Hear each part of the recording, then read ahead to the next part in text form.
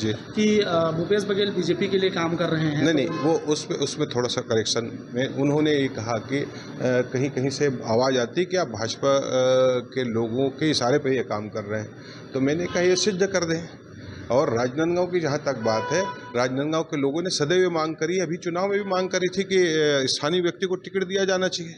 आपने बाहर के लोगों को थोप के, तो मुझको तो ये लगता है कि ये टिकट जो है राजनांदगांव में भाजपा से सेट करके टिकट बांटते हैं कि हमको कार्यकर्ताओं का ऐसा अंदेशा है। मैंने ये कहा। विधानसभा चुनाव में भी बाहरी व्यक्ति को टिकट जी, उसी परिप्रेक्ष्य में ये बात थी, उसी के इसमें बात थी कि बार-बार बाहरी लोगों को देने का। और जब हम देख रहे हैं कि बाहरी व्यक्ति आके 46,000 वोटों से हार जाए, 47,000 वोटों से हार रहा है, तो हम स्थानीय कार्यकर्ताओं पे क्यों भरोसा नहीं करते हैं, जबकि आप स्थानीय कार्यकर्ताओं से काम लेना चाहते हैं।